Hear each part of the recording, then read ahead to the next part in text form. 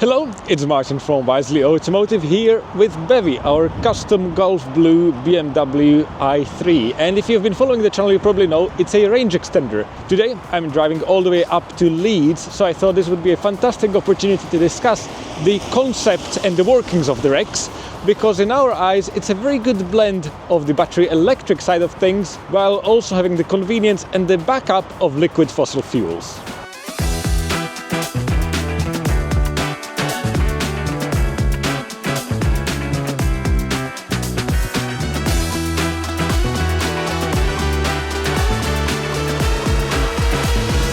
To understand how the range extender setup differs from a traditional plug-in hybrid, we need to start driving. So first of all, the thing you notice is that obviously the car is nice and quiet, like most plug-in hybrids are. When you start them, it goes into electric only mode. So for example, now as we are moving off at the set of traffic lights, it's all electric power. However, even now as I merge onto the M25, if I floor the accelerator pedal, I'm getting full performance, but the car never kicked in the combustion engine. And that's the beauty of the range extender. And that's that I can set my cruise control to 70, and whatever speed I do in the i3, even at the top speed, which I believe is somewhere around 95 miles per hour, the car will stay happily in full electric mode. And that's because the petrol engine never drives the wheels. It also lives under the boot floor, right next to the electric motor. It's a little two-cylinder unit, essentially taken from BMW motorcycles, and its only purpose is to generate electricity in case you are running low on power. More on that a little bit later, because you can also manually engage it, but by default you will see that in the instrument cluster, hopefully this comes across well on camera, we've got two bars. On the right side you've got the battery bars, so this shows you the state of charge, and now we are at just above 31%, showing 29 miles of electric range remaining. On the left side we've got the shorter bar, that's for the petrol range, currently showing 42 miles remaining. And for now just keep note that it's a dark grey color. And if you look really closely, you will see that just towards the bottom end of the battery bar there is a little triangle symbol. That's basically an arrow indicating at which point the petrol range extender will kick in. So by default, every time you start the car will go into electric only mode, and it will drain the battery all the way down to about 6.5%, at which point the petrol automatically kicks in and it tries to maintain 6.5% in the battery.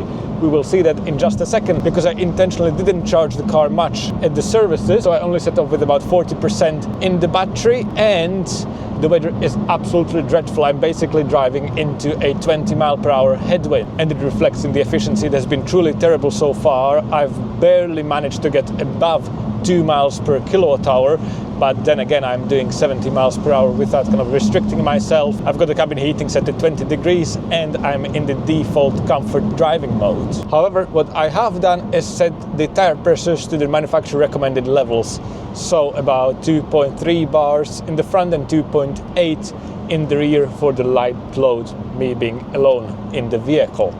And now I'm in a situation which many potential EV owners dread. I'm on the M11, I've committed, I'm heading up north. And I just passed a sign saying that the closest services are going to be Birchanger Green in 14 miles. But if I look at my electric range figure, I only have 7 miles remaining. So it can happen that you miscalculate because you, for example, forget to account for this terrible weather or the headwind we are driving into, because 70 miles per hour driving into 20 mile per hour headwind is like driving at 90 miles per hour, so the energy consumption absolutely skyrockets. However, having the range extender, I don't have to worry at all, because I know I have plenty of fuel in the tank. So even with 7.5% in the battery, I can still maintain 70 miles per hour and have the heating running. And if you look at the screen here, the car so far is still in pure electric mode, and we have dipped into 6.5%.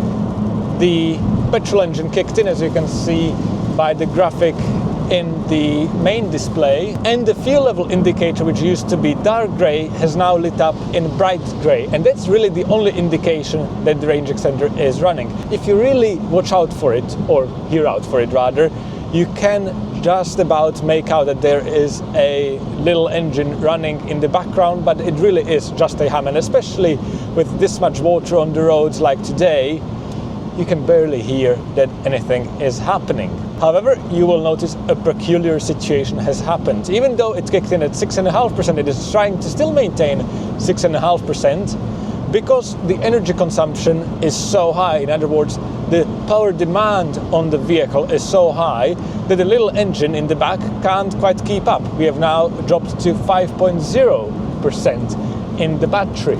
This is entirely normal because the range extender is very reactive. So for example, if I slow down here to about 60 miles per hour and floor the accelerator pedal to reach 70 again, you can't really hear any change in pitch or RPM of the range extender.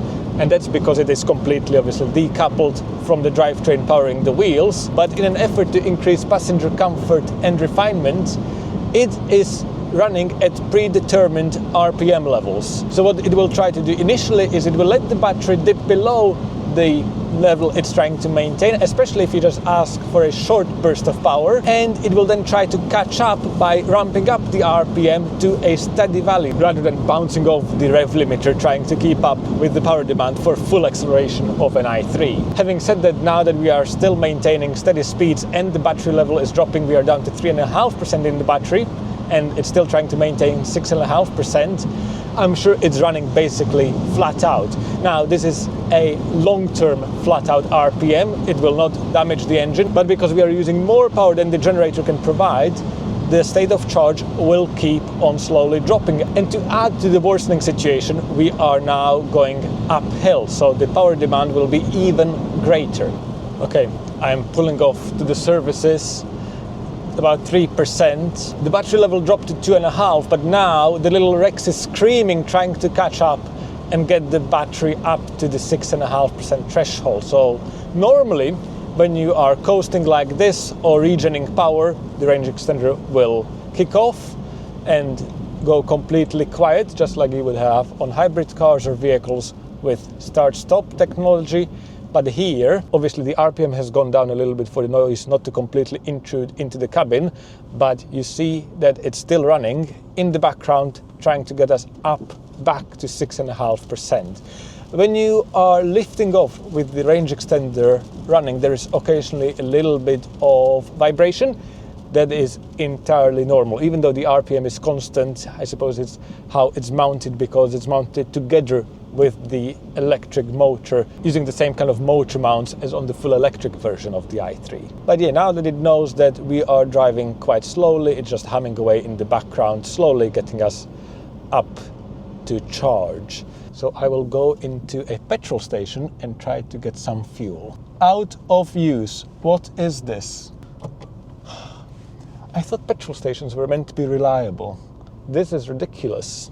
And now I'm stuck in a queue. So there you go, all EV haters. This happens for petrol as well. Okay, I will show you the refueling process. I know you'll probably say you have done this many times before, but the i3 is a little bit different, obviously being a plug-in hybrid with a very small fuel tank. So we get out, and the easiest thing to do is to try and push open the fuel flap. If this doesn't happen, it's because the fuel tank is pressurized. It's kept pressurized to keep the petrol from spoiling, and in that case you just need to press that little button in the footwell. The i3 can use normal E10, so this is standard stuff from now on. And I'm here in the cold, in the wind. What a lovely experience. Let's close that, let's close that. And now I'm gonna go and pay. Everything seems to be incredibly busy today. I'm not quite sure why, because we are still about 2 to 3 weeks away from the Christmas holidays. But Birchanger Green, the chargers were busy, the car park was busy, so having the Rex on board, I just continued up the M11. Next I pulled off at Cambridge services, which were similarly busy, so instead of trying to work out who is plugging in and unplugging at the charger and which spot to take, I just topped up with fuel and continued yet again. And that brings me to this point in the journey, which is Peterborough. I pulled off at the Peterborough services, plenty of availability, not too busy, so I decided to take the opportunity to plug in, grab some food while the car is charging. And this is one of the beauties of the i3 range extender, because yes, while you do have the backup of the petrol engine, that doesn't seem to bring much of a compromise on the electric side of things. You still have CCS for rapid charging, and the battery capacity is unchanged compared to the pure electric versions. So back in the day it used to be 60 amp hours and you had the choice of full electric or range extender. Then BMW upgraded to the 94 amp hour battery and you still had the choice yet again. With the 120 amp hour, BMW decided to drop the range extender option because they figured the charging infrastructure is good enough. Combined with the added range of the bigger battery pack, you no longer need the REX. The only compromise, I suppose, is that you are carrying a little bit of extra weight on board, which does have to translate to slightly increased energy consumption. But from our experience, the difference is really negligible. By going for the REX, you maybe lose about 10 miles of electric-only range. Really not that big of a deal at all. But that's enough talking, because the car is already actually at 98% state of charge. So it's time to unplug and continue the journey. But before I do so, let me brim the tank one more time, just so we can see what range you can expect on a full tank of petrol. Today feels very strange. Instead of showing you all the chargers, I'm basically taking you on a tour of all the petrol stations along the A1M. By the way, if you want to see the charging situation along the A1M, we have already done a video on that topic, and I will leave that linked in the top right hand corner. And with 158 miles of combined range remaining, I should not have to stop anymore. So I will just sit back, relax. The conditions have improved slightly, so I can have the cruise control set at 70 miles per hour. And I will catch up with you once we reach 75%, because unlike before, instead of letting the car basically reach low state of charge and then kicking on the range extender, on these European i3s, you can manually start the petrol engine as well. But if I go into the vehicle settings menu now and try to turn on the range extender, that option is grayed out. The high voltage battery needs to be below 75% state of charge. Actually, on the topic of regional differences, the i3 in the US was also supplied with the REX, and I think you could even get a 120 amp hour in combination with the range extender. But the fuel tank was smaller. Not physically smaller, but BMW software locked some capacity out to comply with some local regulations in order to qualify for plug-in vehicle credits. Basically, if you really want to, you can get it unlocked using various OBD coding tools, but out of the factory you will get much less range on a tank of petrol in the US versus here in Europe. And likewise, you cannot manually start the range extender. So it always defaults to the behavior where you first need to deplete the battery and only then does the petrol kick in. And we have officially dropped below 75% state of charge in the battery. So I will press one of these shortcut buttons, which Arthur has customized to turn on the range extender. If you want to see how to do that yourself, we will leave that video also linked in the top right hand corner. And now let's reset the trip meter, and I will try to maintain 70 miles per hour where safe and possible. But as you can see, the traffic is quite dense, so I'm not keeping my hopes up, but at least you will get a realistic number in a kind of mixed use. The reason why I would recommend using the range extender this way rather than letting the car figure it out is because when you turn it on manually early on, like for example now we have already dropped 0.5% from 74 to 73.5%, but the battery can keep on dropping, it's not a problem. You can never get it up to whatever value you want, it can only maintain state of charge, but it now means that even if I want to drive at 70 or outside of the UK, let's say 80 miles per hour with heating on up a hill, yes, the electric range will keep on dropping, but it will keep on dropping very slowly. But you will be not restricted on performance nor cabin comfort. So yeah, I will just let it hum away in the background. As you can see, confirmed on the graphic again that the power from the range extender is going into the battery, and then the motor is subsequently taking that power from the battery to propel the wheels. So I will just sit here and try my best to enjoy the journey in these terrible conditions.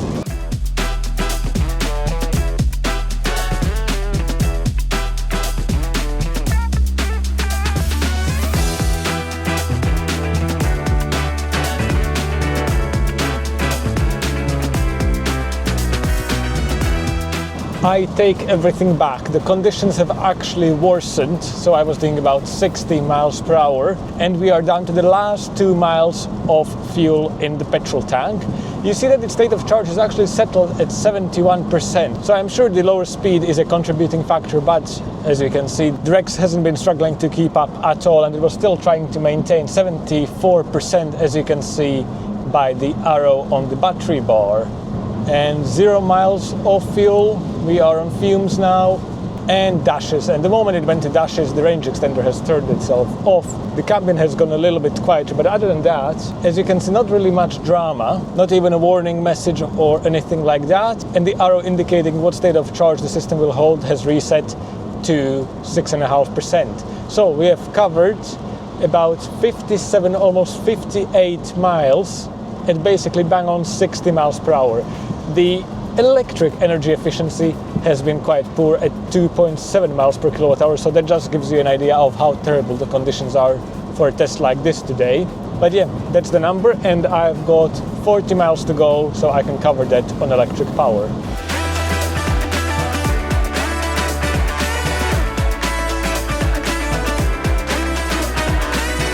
After I arrived and checked in at the hotel, I went to a nearby pub which had a couple of rapid chargers in the parking lot, so while I was having dinner, the car pretty much reached full state of charge, and this is how it should work in practice. So now it's the following morning, and the journey back will be a lot easier because I will have a full charge, and I will stop on the way out to refuel at the first petrol station, so I will have a full tank of petrol as well. However, let's talk figures, because in the evening I had the time to crunch some numbers. As you saw, in terms of range, I got 58 miles out of a fuel tank, with a couple of caveats. Really take this as the worst case scenario because of the terrible weather, and BEVI, despite not being an i3S, it is on the S wheels, which are much less efficient than the aerodynamically optimized standard 19-inch wheels, these being 20s with quite an open design, which reduces aerodynamic efficiency, and also a wider profile tire. But the numbers do roughly reflect our experience. In more favorable weather conditions, you can get about 60 to 70 miles of motorway range out of a tank of petrol, and up to maybe 80-90 miles if you're really high per mile at low city speeds. It's important to mention that this is for the UK size tank. So if I was in the US driving in the same weather conditions, out of the 7-litre tank, obviously the range scales down, and I would have only achieved 46 miles. So not a lot, and just shows that the i3 is an electric car first and has a petrol backup second. That same applies for the efficiency. The reason why we needed to do this test is because there's not even an MPG readout for the car. But based on the very simple math that 9 litres equals 2 imperial gallons, I achieved about 29 MPG. Which I agree isn't great, but everything was against me yesterday, and it's roughly in line with the average MPG figure of an average UK car. If you want to look at it in terms of costs, on motorway services on a longer trip, the petrol does work out slightly cheaper if you use quite expensive rapid chargers at 79 pence per kilowatt hour, but if you have something like Ionity Passport or use the Tesla network, it will come out roughly in line, or the electricity will be slightly cheaper. Vice versa, if you're looking at home daily use, if you can charge at your house, then even if you're not signed up to any special EV electricity tariff, at the 25p per kilowatt hour, electricity is much cheaper to cover the distance, even if you are running on very affordable supermarket fuel. So that's the way to look at the range extender, as a little convenience on top of the electric drivetrain on the i3, rather than relying on it to cut running costs or use the i3 as predominantly a hybrid car instead of an EV. With costs not being a concern, I know what you're really worried about, and that's the reliability, because we read a lot of horror stories online about how the range extender fails all the time. Well, a couple of things. Firstly, all the things you read online on the forums are from people who are generally having issues with the Rex and are looking for a solution. You will not really hear from all the massive pool of people who are relying on the Rex on a regular basis and it's working out fine for them. Secondly, there is no denying the fact that this is an internal combustion engine with a lot of moving parts, and it comes with the inherent disadvantages of that. So statistically speaking, it is more likely to fail. But to understand what's actually happening, I've taken the engine tray cover off, which lives underneath the boot floor, so we can take a look. And this is the entire drive unit. So the left side is shared between all versions of the i3 because that's where the electric drivetrain lives.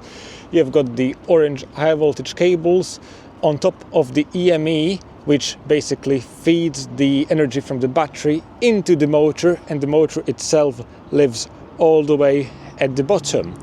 On full electric versions of the i3, the right side is completely empty. There's only one long motor bracket, whereas obviously with the range extender, that's where the engine lives, complete with a dipstick, which you can actually get to without removing the entire cover just through this access hatch. As for the engine itself, for all things considered, we haven't had any serious trouble with them. If you want the full specs, it's a 650cc two-cylinder unit, codenamed the W20. However, I'm afraid one undeniable problem becomes obvious when you look at the engine bay from this angle, because while the packaging is absolutely astonishing that BMW managed to put everything underneath the boot floor without any serious compromise, the result is not a cubic inch of wasted volume.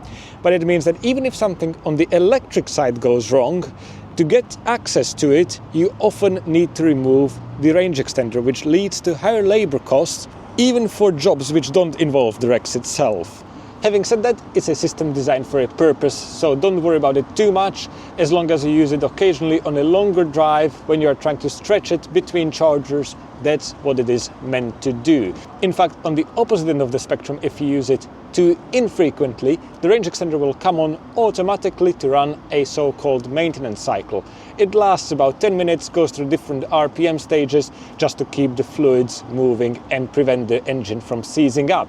This is entirely automatic. You will get an accompanying notification on the dashboard, and the only thing you need to do is keep the car powered on. So if you've pulled up somewhere and the range extender is still humming away in the background, the best thing to do is to stay in the car, keep the ignition on, let it complete the cycle for the remainder of the 10 minutes, and this will reset the counter again. This is the point I really want to conclude on. Just use the Rex how it's meant to and you should be fine.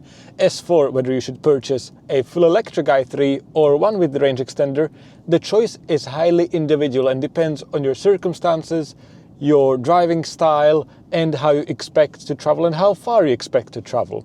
For me personally, I am coming from a full electric 60 amp hour BMW i3, so the one with the smallest battery pack, which would get you about 70 miles of real world range.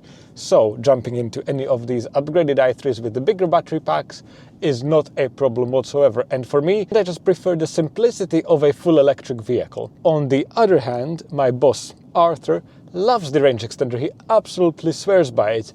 And he's not worried about reliability at all. In fact, he bought a 180,000 mile 94 amp hour range extender i3. So it just goes to show that it's very much horses for courses.